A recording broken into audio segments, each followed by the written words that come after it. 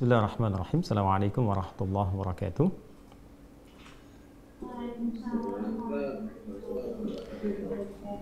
Alhamdulillah wassalatu wassalamu ala Rasulillah wa ala alihi wa sahbihi wa man walah wa ba'd.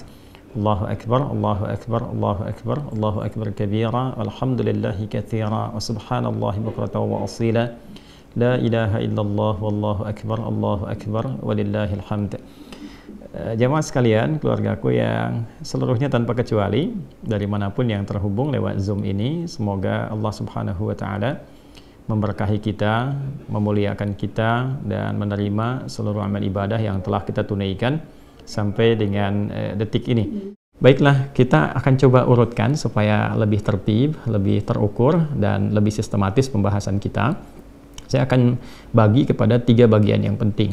Saya harapkan Bapak Ibu, keluarga sekalian bisa menyimak dengan fokus karena waktu kita akan sangat terbatas sekali dan ini akan menentukan bukan sekedar benarnya cara kita untuk berkorban di tahun ini, tapi juga yang paling penting adalah keberhasilan.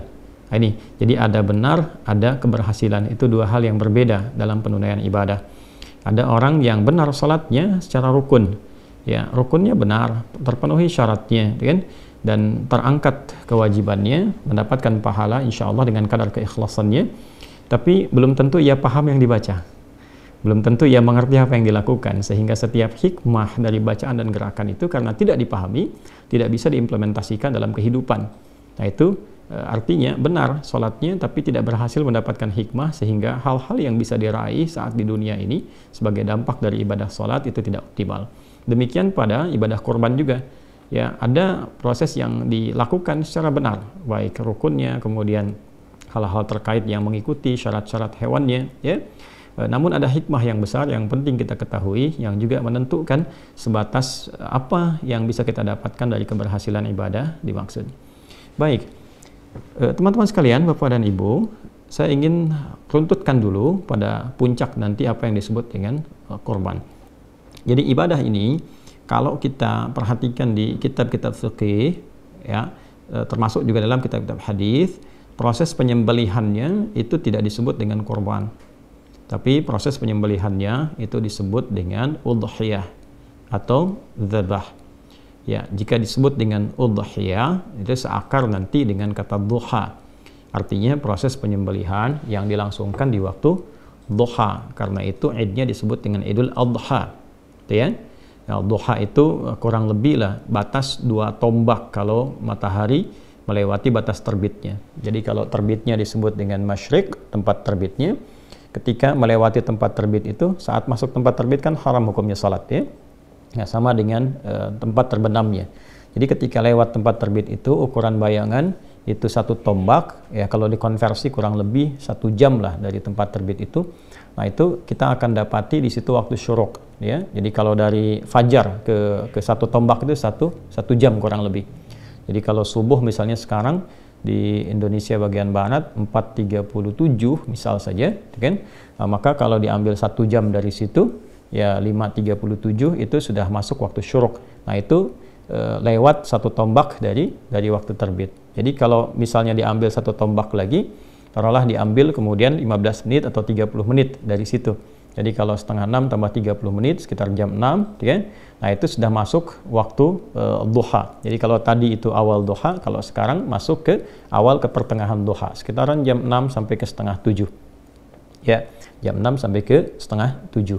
Jadi kalau kita ambil misalnya waktu salatnya berdasarkan mengacu kepada hadis Idul Adha itu ya 1 tombak, maka ditunaikannya kurang lebih bisa sudah mulai jam 6 kurang seperempat atau jam 6. Supaya apa? Supaya jam setengah 7 ke jam 7 itu sudah bisa menyembelih. Itulah sebabnya kenapa disebut udhiyah, disembelihnya itu di waktu awal duha, sehingga sholatnya disegerakan.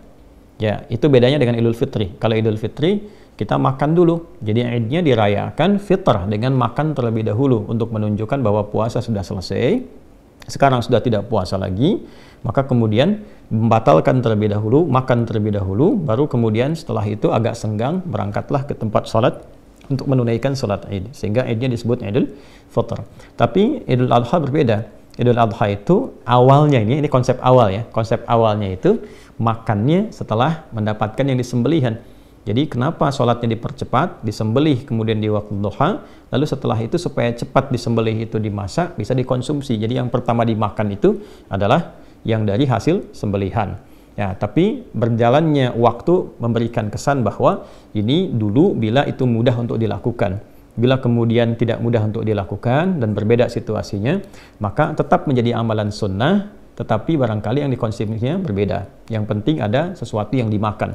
Jadi sunnahnya dari sebelum sholat id itu tidak makan dulu, ya, baru setelah menunaikan sholat id makan, sekedar untuk mengikuti tuntunan sunnah Nabi Sallallahu Alaihi Wasallam. Bisa misalnya makan apa saja yang kira-kira bisa untuk dimakan.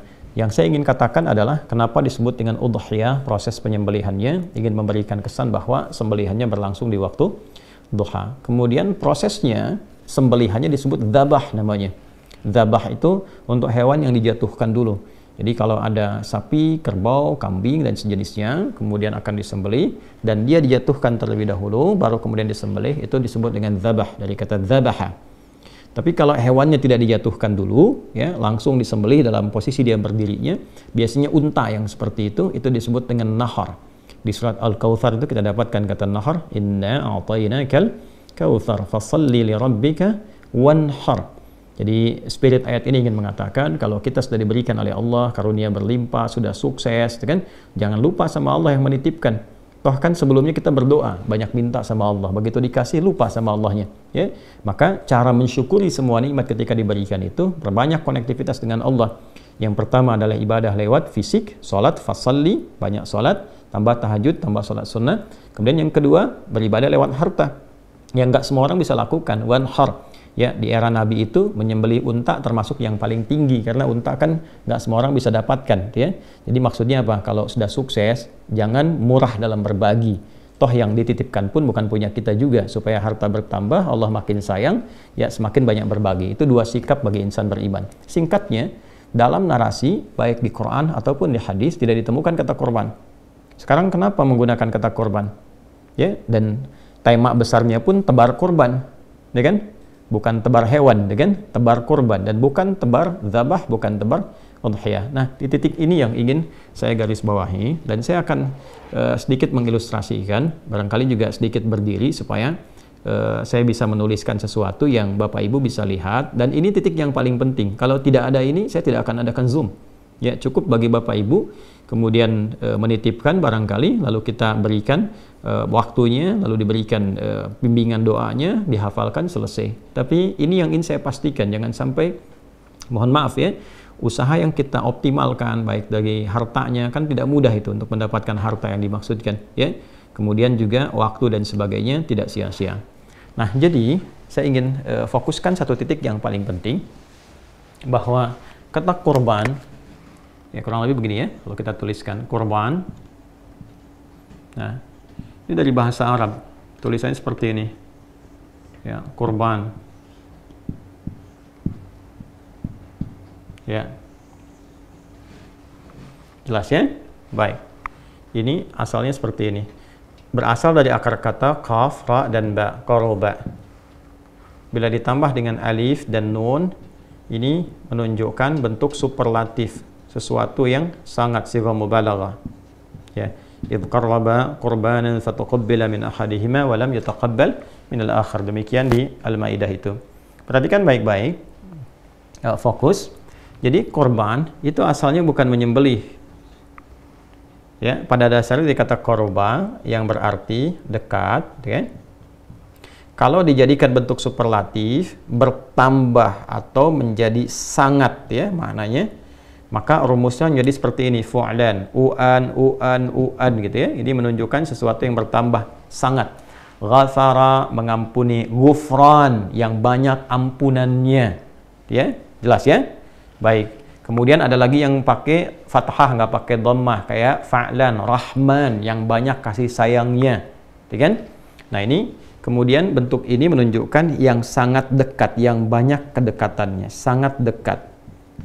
Nah, jadi ibadah kurban ini bila dikerjakan dengan benar, goalnya itu adalah membangun kedekatan yang lebih dengan Allah Subhanahu wa taala. Jadi orang yang mampu melakukan ibadah yang dimaksudkan, Maka ciri kesuksesan utamanya itu bukan berapa banyak, berapa besar, ya, berapa berat hewan yang kemudian disembelih, tapi bagaimana ia bisa mengambil hikmah dari proses itu sehingga bisa membangun kedekatan lebih antara dirinya dengan Allah Subhanahu wa taala. Bahasa paling simpelnya adalah pasca ibadah ini dirinya menjadi semakin dekat dengan Allah. Nah, ukuran kedekatan itu kan nanti ada dua. Ya, yang pertama bertambah ibadah ritualnya sebagai bentuk ketawakalannya kepada Allah, konektivitasnya kepada Allah. Salatnya semakin bertambah, gitu kan? Bacaan Qur'annya semakin rajin, ya. Kemudian turunan-turunan yang kira-kira menghubungkan kita dengan Allah Subhanahu wa taala. Dan yang kedua adalah hablu minan nas. Jadi hablu minallah tadi yang pertama. Yang kedua hablu minan nas. Ya, bertambah baik dengan sesamanya, di keluarganya, hubungan dengan tetangga, kerabatnya dan sebagainya. Itu ukuran spesifiknya. Sehingga orang-orang yang punya kedekatan lebih dengan Allah Subhanahu wa taala, dua sisi ini pasti akan terlihat baik dalam menjalani kehidupannya. Ini gambaran pokoknya. Nah, sekarang pelajaran besarnya adalah bagaimana proses ibadah, sekarang kan sedang ibadah, yang sedang kita tempuh ini, ya Bapak dan Ibu sekalian, bisa menghasilkan satu goal, satu capaian yang tadi telah kita harapkan.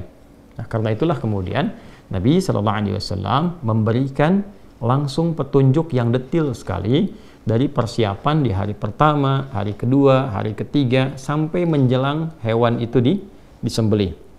Baik ya? Baik, sekarang kita akan ambil kepada aspek pokok langsungnya dulu ya. Dari sejak Bapak Ibu melakukan akad nih, ya, akad untuk menyembelih atau ikut dalam proses ibadah kurban ini. Jadi akad itu dilangsungkan dengan menyampaikan uangnya, terus terjadi kemudian hewannya diikat untuk disembelih. Diikat itu maksudnya lewat akad. Ini hewan terikat akan disembelih atas nama Bapak Ibu sekalian. Maka dari proses itu terjadi, mulailah muncul kemudian bimbingan dari Nabi SAW sampai ke hari ini, sampai hewan disembelih nanti ya, bukan sampai tanggal 10, ingat, sampai hewannya disembelih. Nah, apa itu? Termaktub dalam hadis Sahih Muslim, nomor hadis 1977. Kita coba cek dulu ya. Ini ada Sahih Muslim, saya bisa bacakan, tapi barangkali untuk menguatkan pada Bapak Ibu sekalian, kita bisa cek paling kanan di pertengahan nomor hadis 1977. Coba kita cek. Nah, ini dia. Jadi ya, nanti kalau punya kitabnya silahkan dicek. Kitab Sahih Muslim nomor hadis 1977 ya, di subtopik yang ketujuh. Babu nahyi man dakhala alaihi ashru dzulhijjah wa huwa yuridu at-tadhhiyah an ya'khudha min sya'rihi aw adfarihi syai'a. Ya, bab petunjuk pedoman bagi orang yang telah memasuki 10 hari pertama bulan Dzulhijjah, kemudian ia menginginkan atau berminat untuk menyembelih hewan kurban, ikut program ya di situ. Ya, maka sepanjang ia sudah berakad itu, sudah siap itu, ya dia dianjurkan untuk tidak memotong atau mencukur baik semua rambut yang melekat pada tubuhnya ataupun kuku yang melekat pada tubuhnya. Saya sampaikan hadisnya. Saya langsung cepat saja kepada rawi yang terakhir, yaitu keluarga terdekat Nabi SAW. Ini A1, ya, an Ummi Salamah radhiyallahu taala anha, dari Ummi Salamah radhiyallahu taala anha, anna Nabiy sallallahu alaihi wasallam qala, beliau menyampaikan, Nabi sallallahu alaihi wasallam bersabda, idza dakhalatil ashru wa arada ahadukum an yudhhiya fala yamassa min sya'rihi wa basharihi syai'a. Qila li Sufyan fa inna ba'dahum la yarfa'uhu qala lakinni arfa'uhu. Ya, secara singkat, jika telah masuk 10 hari pertama bulan Dzulhijjah, ya di tanggal 1 sampai dengan tanggal 10 nanti, wa arada ahadukum an yudhhiya, dan ada di antara kita yang sudah berniat, berencana gitu kan untuk mengikuti proses penyembelihan dalam arti ikut ibadah kurban seperti yang kita istilahkan, fala yamassa min sya'rihi wa basharihi syai'a, maka Nabi menganjurkan, ini sunnah ya, hukumnya sunnah yang sangat ditekankan, sunnah muakkadah, untuk tidak menyentuh, maksudnya tidak mensyukur kan seluruh rambut yang melekat pada tubuhnya, kemudian juga dan tidak memotong kukunya ya. Ini gambaran yang pertama. Nah, saya ingin sampaikan begini, jadi ada sunnah yang pertama dianjurkan sampai hewan kurbannya disembelih. Nah, hewan kurban disembelih sekali lagi untuk semua program yang melekat bagi kita semua, insya Allah hewan kurbannya ya, disembelihnya di hari Kamis ya, sesuai dengan jadwal. Bila ada perubahan sesuai dengan daerahnya, itu akan diinfokan segera. Tapi insya Allah tidak ada yang disembelih besok. Ya, sekalipun menunaikan sholatnya misalnya ada yang besok tapi disembelihnya pada hari keesokan harinya untuk menyiapkan lebih mudah lagi gitu ya, supaya juga diinfokannya bisa serentakkan kurban itu luas, bisa hari ke-10, 11, 12, 13. Jadi kalau ada kesibukan di hari saat menunaikan sholat, maka keesokan harinya itu bisa lebih lapang. Nah kemudian, jadi sampai hari disembelih itu, begitu diinfokan hewan bapak ibu disembelih, sampai ke titik itu jangan dulu potong kuku ya, termasuk rambut yang melekat di tubuh. Ya, bukan bulu. Kalau bulu itu ayam, unggas, ya, sapi, ya, itu bulu. Kalau di manusia itu rambut, ya. Jadi tidak dipotong dulu. Kuku juga jangan dulu dipotong dulu, ya. Ini jangan dulu dipotong. Kemudian yang melekat di tubuh jangan dipotong dulu sampai nanti hewan korbannya itu disembelih. Nah, pertanyaannya kenapa? Ini poinnya. Kenapa? Karena nanti ada juga penafsiran lain yang dimaksudkan hewannya. Tapi kalau saya lebih cenderung kepada orangnya, bukan hewan. Saya ulang ya. Ada yang menafsirkan juga hewannya. Saya sangat menghormati untuk penafsiran itu. Tentu juga ada pertimbangan dan alasan. Tapi saya lebih condong kepada orangnya, bukan hewannya. Karena kalau kita teruskan bacaan hadisnya sampai dengan ke bawah, itu akan ditemukan kisah. Ya, ini ada kisahnya di bintang 3 di bawah nih ya. Kalau kita bacakan di sini kita akan dapati keterangan qala kunna, dikata Hasan al-Laythi, kunna fil hammam qabila al-adha fattala fihi nasun faqala ba'du ahli al-hammam inna Sa'id bin al-Musayyab yaqra hadha aw yanha anhu falaqitu Sa'id bin al-Musayyab fadhakartu dhalika lahu faqala ya ibn akhi hadha hadithan qad nusiya wa turika. Ya kan?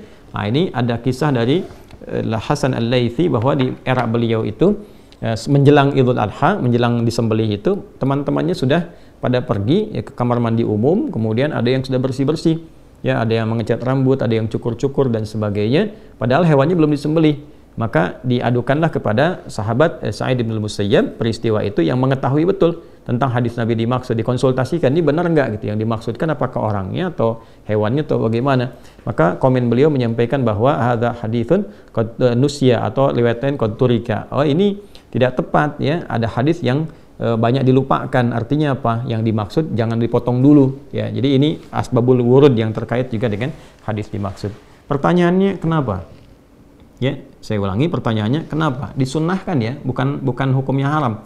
Jadi kalau memang ada kondisi-kondisi yang memang harus dicukur misalnya, tidak ideal dengan penampilan tertentu, atau ada keperluan yang sifatnya lebih penting misalnya untuk dilakukan, tapi penampilan tidak sesuai, ya boleh-boleh saja, tidak ada masalah. Tapi yang dimaksud adalah, ya ini yang ingin saya tekankan.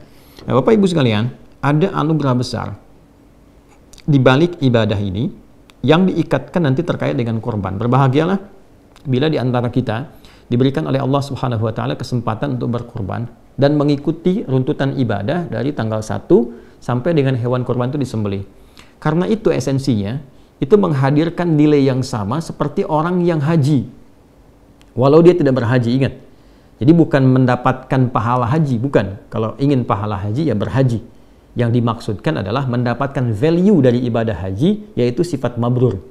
Ya, kalau kita baca di hadis Muslim di kitab yang sama, nomor hadis 1349 dari sahabat Abu Hurairah radhiyallahu taala anhu, Nabi SAW menyampaikan wal hajjul mabruru laisa lahu jazaa'un illal jannata. Haji mabrur itu, nah itu value-nya mabrur. Ya, mabrur itu bukan makbul. Kalau makbul diterima. Nah, ukuran diterimanya itu apa? Ada value-nya, namanya mabrur. Nah, value yang dikerjakan oleh orang haji ini itu bisa diraih ya oleh orang yang tidak haji. Tapi bukan berarti mendapat pahala haji, ingat ya. Berbeda antara pahala dengan value-nya, dengan nilainya. Dan itu tinggi di hadapan Allah. Jadi kalau sama-sama dapat itu, dapat apa nih? Kalau di sana laisa lahu jazaa'un illal jannah, yang di sini dapat apa? Ya. Nah, saya ingin balik dulu, dan ini sebagian telah saya terangkan juga. Jadi puncak haji itu kan di tanggal 9. Sekarang nih ya, yang pada wukuf sebentar lagi selesai akan lontar jumrah. Nah, untuk menuju tanggal 9 itu, Allah meminta kepada mereka semua untuk menunaikan dan memperkuat ibadah, disebut dengan takwa. Itu ada di Quran surah kedua Al-Baqarah ayat 197. Wa tazawwadu fa inna khairaz zadit taqwa. Orang-orang yang sudah bersiap menunaikan haji, dia sudah miqat, sudah nunggu untuk puncak Arafah itu, maka kata Allah perbanyak ibadah. Perbanyak ibadah, perbanyak ibadah. Supaya apa? Supaya ketika masuk ke tanggal 9 puncaknya sudah ada koneksi yang kuat ya. Sehingga mudah, mau doa mudah, mau istighfar mudah gitu kan. Kemudian mau minta kebaikan-kebaikan mudah. Kalau sebelum tanggal 9 banyak kemana-mana, nggak banyak ibadah, banyaknya belanja, nanti begitu dia wukuf kosong keadaan hatinya. Nah, orang yang tidak menunaikan haji itu mendapatkan porsi isyarat yang sama dari Nabi supaya memperbanyak ibadah ya di awal-awal bulan Dzulhijjah ini. Dari mana taunya? Kita temukan misalnya di Al-Bukhari nomor hadis 969 dari Ibnu Abbas radhiyallahu taala anhuma. Nabi SAW menyampaikan, "Ma min ayyam al-amalu salihu fiha ahabbu au fihinna ahabbu ila Allah min hadhil ayyam al-ashr." Tidak ada satupun perjalanan hari ya saat seseorang menunaikan amal saleh itu naik status amal salehnya dicintai oleh Allah, yaitu 10 hari pertama di bulan Dzulhijjah. Jadi ketika orang yang haji itu perbanyak ibadah, orang yang tidak haji pun, kita ini maksudnya di sini ya, itu diminta oleh Nabi sama lakukan ibadah juga. Ya, tingkatkan sholat, latihan banyak puasa, kemudian berusaha banyak Quran, berusaha banyak baca Quran atau interaksi atau berzikir gitu kan. Untuk apa? Untuk puncak tanggal 9. Jadi di sana tanggal 9, di sini tanggal 9. Ini poinnya. Nah, di tanggal 9 itu ada apa? Kalau yang di sana wukuf, di sini puasa. Jadi kalau kita ambil yang di sana wukuf, di sini puasa. Puasanya kita bisa lihat misalnya di hadis riwayat At-Tirmidzi nomor hadis 749. Ya, dari Nabi sallallahu alaihi wasallam beliau menyampaikan, "Siyamu yaumi Arafah anni ahtasibu 'ala Allahi ay yukaffira sanata allati ba'daha wa sanata allati qablaha." Ini poinnya penting sekali nih, Bu. Ya, Bapak, teman-teman sekalian. Jadi kata Nabi, puasa yang ditunaikan di hari ke-9 itu pada momen Arafah. Jadi yang di sana momentumnya, yang di sini itu harinya, hari dalam arti waktu. Jadi maksudnya apa? Waktunya tanggal 9, boleh jadi ada yang sama, boleh jadi ada yang berbeda. Tapi kalau masuk di waktu itu, lakukan seperti orang yang wukuf amalannya. Ya, maksudnya apa? Kalau di sana hanya sekedar wukuf, wukuf kan berdoa, minta ampun, beristighfar, muhasabah diri. Di sini pun bukan sekedar nahan lapar dan haus, tapi ikut muhasabah juga. Ya, ikut minta ampun kepada Allah. Jadi bukan puasa biasa. Ya, biasanya kalau saya suka melihat kapan di sana wukuf tuh jam berapa ya, saya suka ukur tuh. Jadi saya ukur biasanya jam 5 ya setengah 6 menjelang maghrib waktu Indonesia, kan bedanya 4 jam. Jadi kalau 4 jam ditarik ke sana itu masuk zuhur. Jadi biasanya sudah masuk waktunya khutbah. Jadi begitu sholat sudah semuanya duduk. Nah di sini biasanya saya suka merenung, duduk menghadap ke arah kiblat kemudian bermuhasabah. Yang dimaksudkan kita puasa tanggal 9 ya, kemudian diisi dengan amalan-amalan seperti orang wukuf. Tapi yang wukuf itu yang di sana, bukan kita di sini. Ya, tapi amalannya bisa kita lakukan serupa. Dalam arti apa? Dalam arti muhasabah, introspeksi diri. Jadi tanggal 9 itu bukan sekedar nahan lapar, haus, tapi banyakin istighfar, banyak minta ampun kepada Allah, berdoa dalam kebaikan. Itu kesan Nabi-nya. Nah, orang-orang yang mampu melakukan itu, ya, maka apa yang terjadi sekalipun dia tidak haji? Kata Nabi sallallahu alaihi wasallam, "Anni ahtasibu 'ala Allah." Aku sangat berharap, bermohon kepada Allah diberikan satu bonus tuh ya. Ya, pahala dapat dia, tapi apa yang bonus yang Nabi maksudkan di sini? Ayyukaffira sanatal lati ba'daha wa sanatal lati qablaha. Supaya Allah menjaga dia dari perbuatan-perbuatan maksiat setahun ke depan dan menggugurkan dosa-dosanya minimal setahun ke belakang. Ini menarik nih, ya. Jadi kalau berhasil tuh ibadah puasa yang di tanggal 9 itu, dan dia bermuhasabah, minimal kan kita mereview dosa apa yang pernah kita lakukan kan? Minta ampunan sama Allah, diingat-ingat, hubungan dengan Allah, hubungan dengan makhluk. Itu begitu minta ampun, tanggal 9 itu spesial. Makanya para ulama itu sangat meng-highlight sekali, ya, di awal Dzulhijjah itu 9 itu spesial. Kalau bisa sekalipun nggak puasa, tetap kita memperbanyak doa di situ. Misalnya ada di kalangan perempuan, akhwat yang sedang haid misalnya, tiba masa haidnya, walaupun tidak menunaikan puasa di dalamnya, tidak terhalang untuk berdoa. Perbanyak doa, perbanyak minta ampun, perbanyak istighfar di situ. Itu potensinya mahal sekali dan yang menyampaikan Nabi. Kan kita ini dinilai dengan iman kita. Ya, awas jangan bertanya bisa begitu, tidak. Ini perkara iman. Karena itu kita beriman, kita meyakini apa yang disampaikan Nabi, maka manfaatkan. Ini semua ulama itu kalau dalam tanda petik ya, kalau sudah dekat tuh sering teriak-teriak. Dalam tanda petik, teriak tuh maksudnya kencang mengingatkan. Jangan sampai luput. Jangan sampai luput. Kalau luput nunggu tahun depan. Gitu ya. Maka betul-betul optimalkan. Nah, di titik ini ketika kita memohon, maka turun ampunan Allah. Dosa-dosa yang lampau berpeluang diampuni. Ciri diampuni itu apa? Ciri diampuni, hilang kan kotornya, maka muncul baiknya. Nah, kalau benar dia seperti itu, dia akan dijaga oleh Allah sampai setahun ke depan itu jadi orang baik. Lisannya baik, pandangannya baik, pendengarannya baik. Nah, kebaikan yang muncul setelah yang buruk hilang itu disebut birrun namanya. Birrun. Kalau melekat pada pelakunya disebut mabrur. Kenapa disebut haji mabrur? Karena haji yang dikerjakan dengan benar itu mampu mengentaskan sifat-sifat buruknya dan mentransformasikan, merubah dia jadi lebih baik. Sehingga disebut hajjul mabrur, hajinya, ya, bukan orangnya. Kalau hajinya berhasil, itu yang dimaksudkan Nabi itu. Kalau berhasil melekat pada orang, maka sifatnya mabrur. Nah, orang-orang yang tidak haji, tadi saya katakan, value dari mabrur itu bisa dia dapatkan. Dengan cara apa? Dia bisa isi sepanjang 1-9 ini untuk bisa mengevaluasi dirinya. Begitu mendapatkan ketenangan, selesai puasa, ada perubahan dalam dirinya. Rasa tenang, rasa baik. Nah, itu yang dimaksud birrun. Kalau melekat pada dirinya, maka disebut dengan mabrur. Maka apa yang bisa dia rasakan saat menjalani kehidupan, itu lebih baik ke depannya. Kontrolnya lebih baik. Mau bicara yang kurang bagus, dijaga jadi bagus. Memandang yang baik. Itu yang dimaksud hadis Nabi tadi, terjaga dari dosa sampai setahun ke depan. Ya, sampai ketemu lagi. Ya, ketemu lagi, Dzulhijjah lagi. Tiap tahun dijaga sampai dia meninggal, insya Allah husnul khatimah. Ya, husnul khatimah. Nah, yang paling menarik hubungan dengan penyembelihan apa? Kalau selesai wukuf yang haji tanggal 9, itu kan bergerak tuh, ya, ke Masy'aril Haram atau dikenal dengan Muzdalifah. Ya kan? Dia berzikir kan, Quran surah ke-2 ayat 198, ya kan?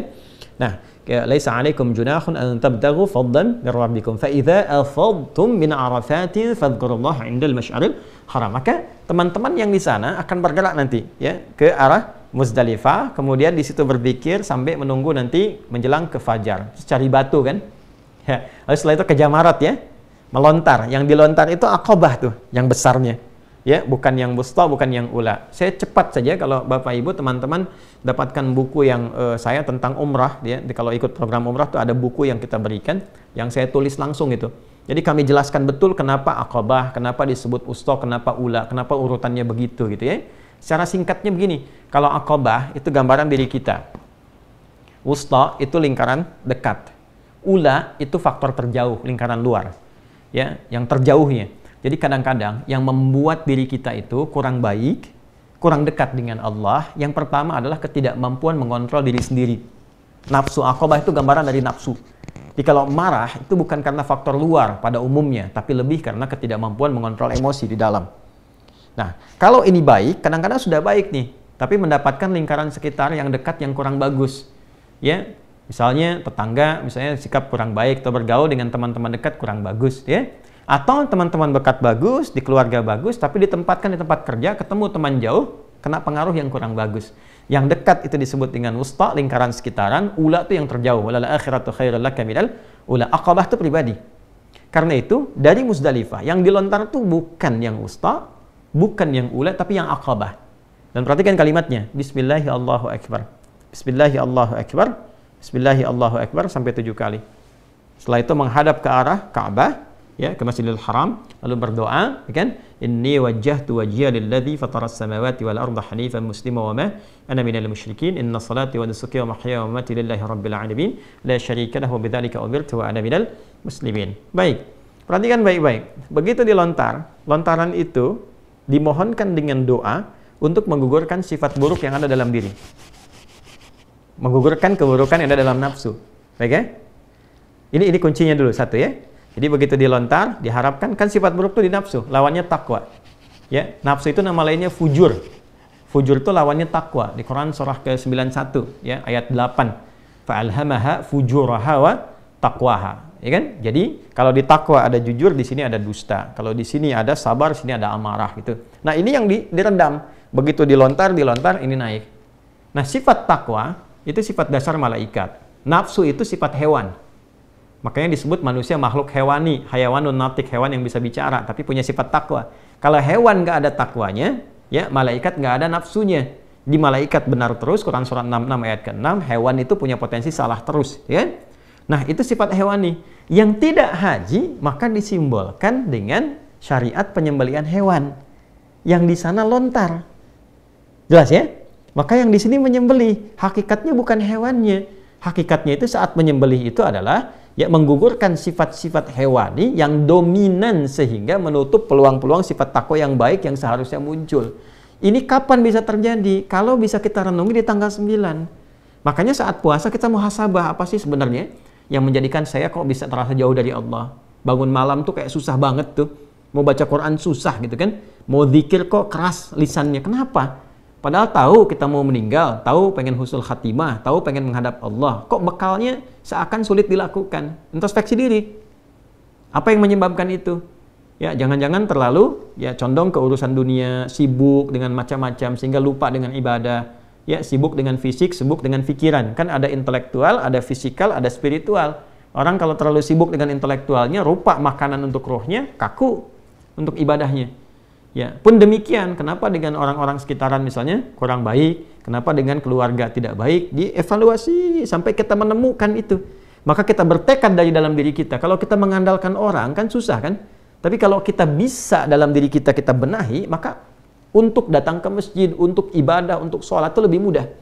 Ya, untuk mengatakan sesuatu yang baik itu lebih mudah sepanjang kita lebih bisa membuka hati. Ya, kan take off itu kalau tenaganya kuat bisa terbang sendiri kan? Ya, makanya apa yang harus dilakukan? Ketika yang di sana melontar, di sini menyembelih. Dan tidak semua orang bisa memiliki ya sesuatu untuk disembelih. Jadi berbahagialah ketika kita diberikan kesempatan oleh Allah untuk bisa menyembelih dalam arti untuk menunaikan ibadah ini, itu mahal. Itu mahal sekali hikmahnya. Tapi jangan sampai berhenti di sekedar saya pesan ya, sekian. Bukan itu yang diinginkan. Ya, kalau cuma begitu ya Bapak Ibu bisa lakukan dimanapun. Yang ingin saya tekankan adalah jangan sampai gagal saat itu disembelih. Jadi sampai ketiba waktu penyembelihan itu, walaupun sudah misalnya lewat nih tanggal 9 misalnya, lewat tetap renungkan, isi dengan takbir, isi dengan tasbih, lihat sekitaran, evaluasi dengan kerabat terdekat, sehingga hasilnya nanti bisa dirasakan pasca hewan itu disembelih. Begitu hewan disembelih, perhatikan baik-baik ya, baik saya, Anda, kita menyembelih secara langsung atau diwakilkan oleh orang lain yang menyembelih dan waktunya disampaikan. Tapi kalimatnya sama ketika disembelih. Bismillahirrahmanirrahim. Satu. Ya kan? Coba lihat yang di sana lontar Bismillahirrahmanirrahim, di sini Bismillahirrahmanirrahim dan menghadap ke kiblat. Setelah itu, ini yang sering lupa. Setelah itu selesai disembelih, segera menghadap ke kiblat, membacakan doa. Dan ini doanya sunnah. Kalau kita lacak di kitab hadis banyak doanya. Ya, apa doanya? Sama persis dengan orang selesai lontar jumrah. Lontar Aqabah. Menghadap ke arah kiblat, inni wajjahtu wajhiya lilladzi fatara as-samawati wal arda hanifan musliman wa ma ana minal musyrikin. Inna salati wa nusuki wa mahyaya wa mamati lillahi rabbil alamin la syarika lahu wa bidzalika umirtu wa ana minal muslimin atau wa ana awwalul muslimin. Ya Allah, sungguh aku saat ini menghadapkan diriku sepenuhnya kepadamu. Maksudnya bertawakal, maksudnya sepatuh-patuhnya. Jadi kalau kita mengatakan inni wajah itu komitmen yang kuat untuk patuh. Dalam bahasa Arab itu begitu, ya. Hadapkan diriku sepenuhnya kepadamu penguasa langit dan bumi. Sungguh sekalipun aku sholat, aku ibadah, ya manasik, ya atau aku menyembelih sampai sekarang, atau bahkan aku hidup atau aku wafat saat ini, ya aku semua jadikan tawakal kepadamu. Aku berjanji tidak akan pernah menyimpang apalagi berbuat musyrik, dan mulai saat ini, nah ini poinnya, mulai saat ini aku berkomitmen akan patuh kepada semua tuntunanmu.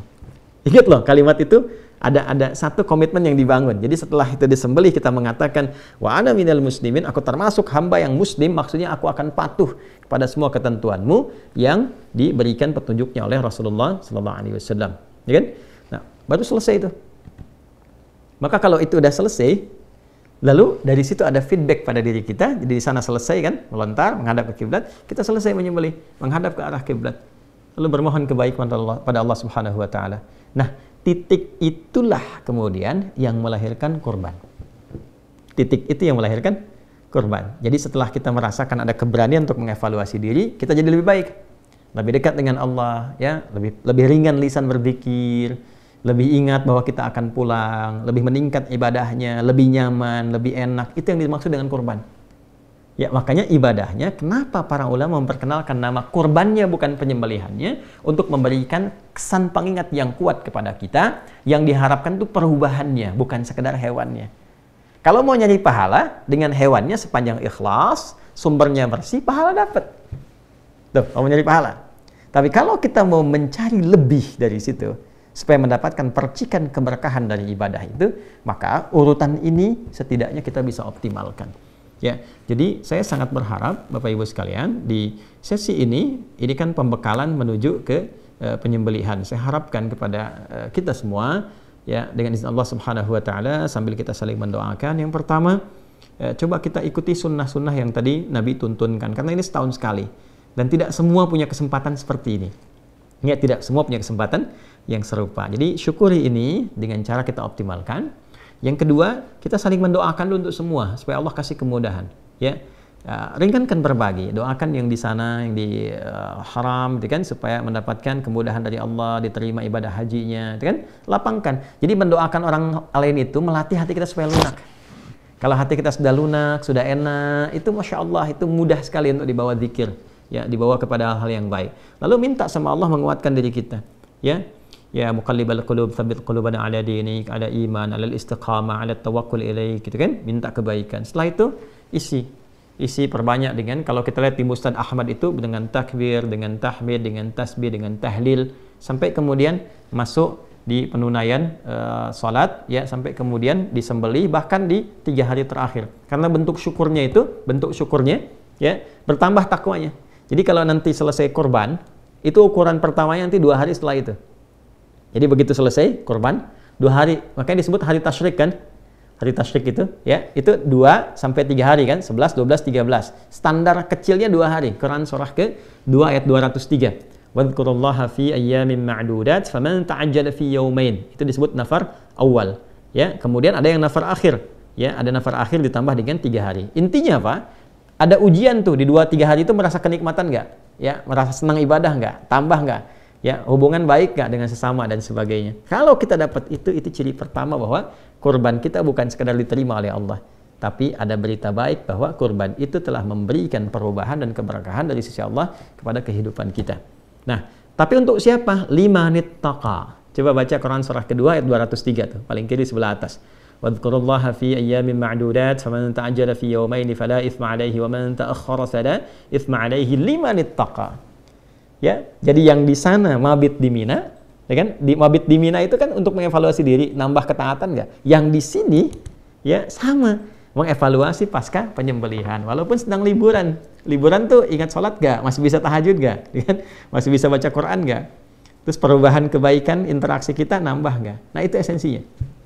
Ya, jadi itu hal yang paling penting. Kalau yang lain-lain saya kira standar untuk semuanya, tapi lebih kepada kurban itu kenapa kita ambil judul besar tebar kurban, supaya rasa kasih itu semakin menyebar, kebaikannya semakin meluas, dan kedekatan kepada Allah Subhanahu wa taala semakin tinggi, semakin baik, ya. Itu kira-kira gambarannya. Jadi kita berharap dosa diampuni. Kayak sama, saya pun belum bersyukur ya, sama persis. Jadi begitu sudah disembeli baru kita bersih, kita berharap supaya apa? Kata sebagian ulama, supaya Allah mengampuni semua bagian tubuh kita dan semua bagian sampai rambut dan kuku sebelum terpisah kita potong. Barangkali ini pernah bermaksiat, ya kan? Kemudian bagian ini pernah bermaksiat. Jadi sebelum dicukur, sebelum dipisahkan, jadi Allah sudah ampuni. Jadi bersih saat dipisahkan dari bagian tubuh kita. Nah, itu diantara hikmahnya. Ya, ini hal yang terkait dengan pembelajaran, pembekalannya, saya kira sangat jelas sekali ya untuk bisa dipahami dengan baik. Tinggal teknis. Baik ya. Di lapangan, Bapak Ibu sekalian, alhamdulillah sudah ditebarkan hewannya, tinggal menunggu waktu penyembelihan, dan saya secara pribadi memonitor secara pribadi, dan alhamdulillah tahun ini jadi semakin luas. Mudah-mudahan dengan keikhlasan saya sangat mengajak pada kita semua, kita berusaha ikhlas. Ikhlas itu sudah melapangkan semua apa yang telah dikerjakan, tawakal pada Allah. Jadi hasilnya serahkan pada Allah. Yang penting kita sudah ikhtiar, ya. Nah, ini yang akan menentukan penilaian Allah Subhanahu wa taala pada kita semua. Nah, poin terbesarnya alhamdulillah hari ini di tahun ini maksudnya semakin meluas dan semakin beragam untuk penerimanya. Kalau kemarin itu kita fokuskan ke daerah-daerah tertentu, kita hanya batasi 100, sekarang kita buka ada sekitar 210 kambing.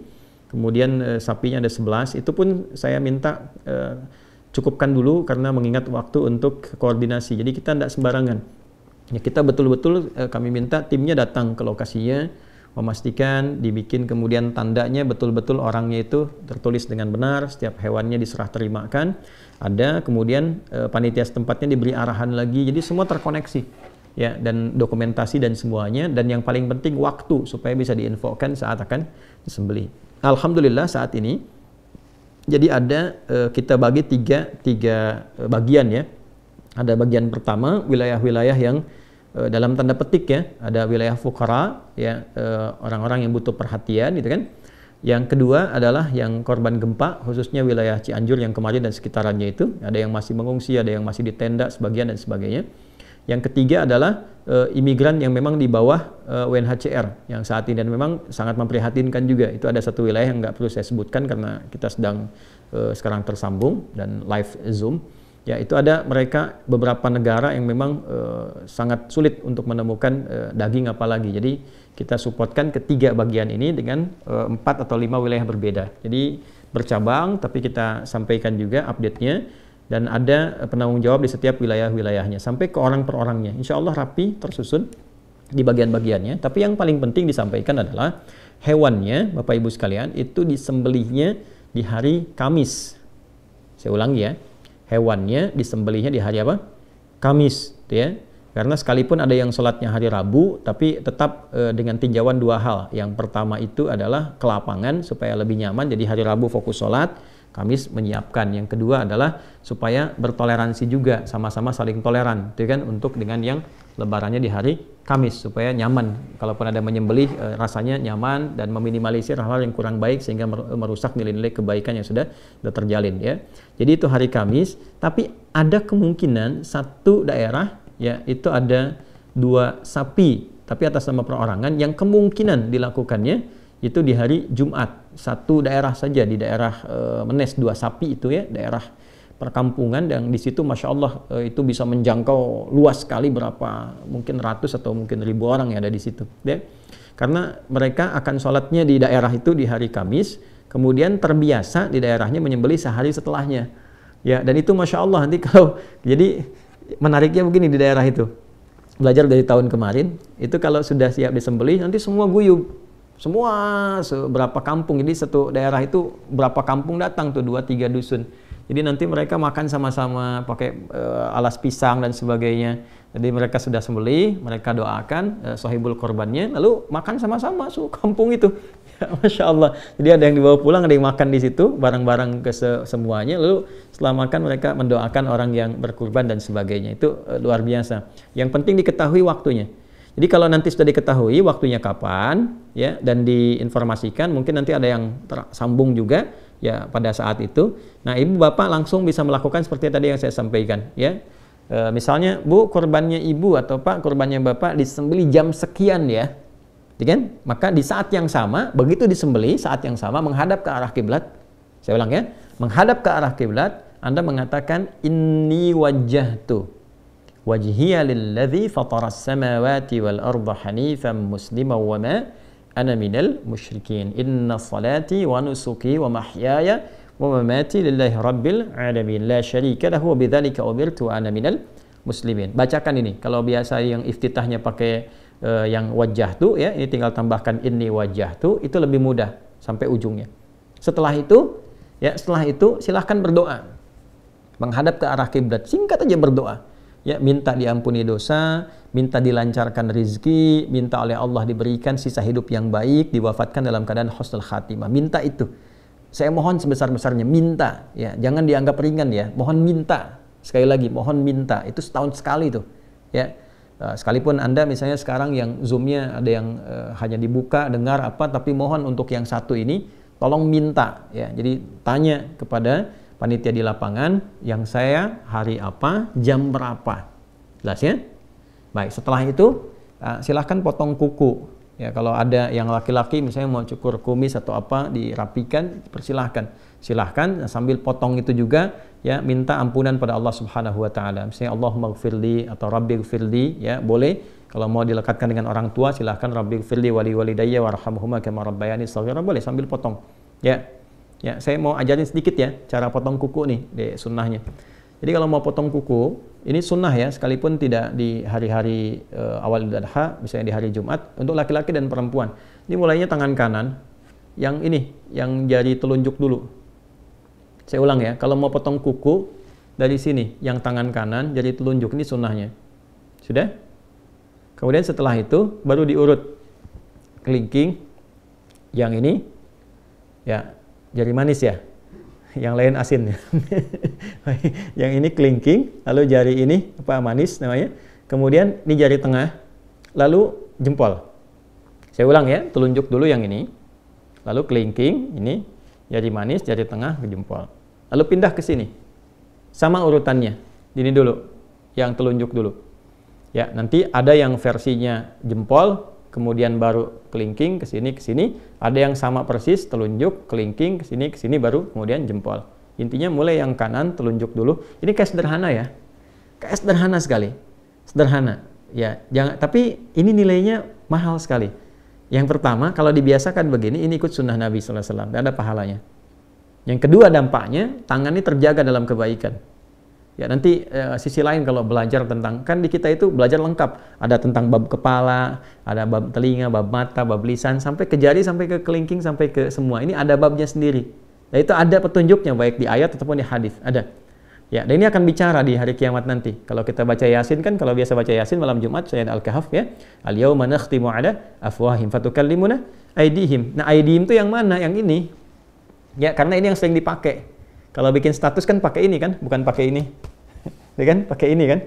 Nah, ini yang makanya di dunia pun fingerprint yang bicara. Ya, sidik jari yang bicara. Nah, ini nanti ada kaitan dengan itu. Jadi, gambaran kalau mau potong kuku. Jadi, silahkan begitu sudah diketahui waktunya, ya, Bapak Ibu nanti akan dihubungi panitia atau silahkan bertanya. Ya, kan karena kita ada kan call center juga, semua datanya sudah urut, ya. Sekali lagi, alhamdulillah hewan-hewan terdistribusikan hari ini, kecuali satu wilayah untuk yang imigran itu besok baru nyampe di wilayahnya.